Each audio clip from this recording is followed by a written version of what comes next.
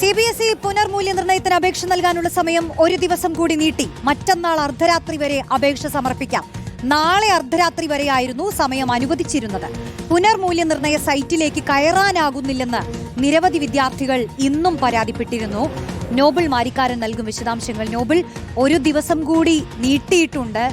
അത് പക്ഷേ ആശ്വാസമാകുന്ന തരത്തിലാണോ? കാരണം ഇപ്പോഴും വിദ്യാർത്ഥികൾക്ക് സൈറ്റിൽ നിന്ന് ഒരുപാട് പ്രശ്നങ്ങൾ നേരിടുന്നുണ്ട്.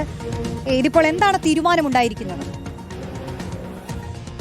റോഷ്നി, 12ാം ക്ലാസ് പുനർമൂല്യനിർണ്ണയവുമായി ബന്ധപ്പെട്ടുകൊണ്ട് അപേക്ഷ നൽകാനുള്ള സമയപരിധി നാളെ വൈകിട്ട് തീരുമെന്നായിരുന്നു നേരത്തെ അറിയിച്ചിരുന്നത്. പക്ഷേ ഈ പോർട്ടലിൽ ഇപ്പോഴും പ്രതിസന്ധികളുണ്ട്. പല വിദ്യാർത്ഥികൾക്കും ഇപ്പോഴും പോർട്ടലിൽ കയറാൻ കഴിയുന്ന സാഹചര്യമുണ്ട്. അതിന്റെയൊക്കെ അടിസ്ഥാനത്തിലാണ് ഇപ്പോൾ ഒരു ദിവസം കൂടി, അതായത് മറ്റന്നാൾ വരെ ഇപ്പോൾ ഈ പുനർമൂല്യനിർണ്ണയത്തിന് അപേക്ഷിക്കാനുള്ള സമയപരിധി നീട്ടിയുള്ള തീരുമാനം CBSE എടുത്തിരിക്കുന്നത്. വിദ്യാർത്ഥികൾക്ക് താൽക്കാലികമായ ആശ്വാസമാണ് ഇത് എന്ന് പറയാം. പക്ഷേ എങ്കിൽ പോലും ഇപ്പോഴും പലയിടത്തും ഈ പറഞ്ഞ സൈറ്റുകളിൽ പ്രതിസന്ധി ഉണ്ടാകുന്നത് വിദ്യാർത്ഥികളുടെ ആശങ്ക അകറ്റിയിട്ടില്ല എന്ന് വേണം എടുത്തു പറയേണ്ട കാര്യം. എന്താണെങ്കിലും കഴിഞ്ഞ ദിവസമൊക്കെ വലിയ തരത്തിൽ സൈബർ, പ്രത്യേകിച്ച് ഹാക്കിംഗ് അടക്കം CBSEയുടെ വെബ്സൈറ്റിന് നേരെ ഉണ്ടായി എന്നാണ് CBSE വ്യക്തമാക്കുന്നത്. അതുമായി ബന്ധപ്പെട്ട് ദില്ലി പോലീസിൽ നിന്ന് പരാതി നൽകുകയും ഒരു FIR രജിസ്റ്റർ ചെയ്തിട്ടുണ്ട്.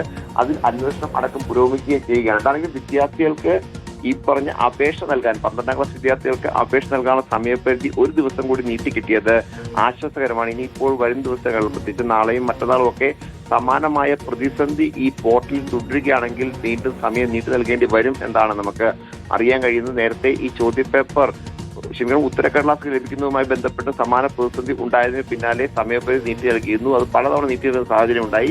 അതേ സാഹചര്യത്തിലാണ് ഇപ്പോഴും കാര്യങ്ങൾ നിൽക്കുന്നത്. അതായത് പോർട്ടലുമായി ബന്ധപ്പെട്ട പ്രതിസന്ധികൾ ഇപ്പോഴും പരിഹരിക്കാൻ കഴിയാത്ത വിദ്യാർത്ഥികളിലും രക്ഷകർത്താക്കളിലും ഒക്കെ ആശങ്ക ഉണ്ടാക്കുന്നത് തുടരുകയാണ്. റോഷ്നി, ശരി.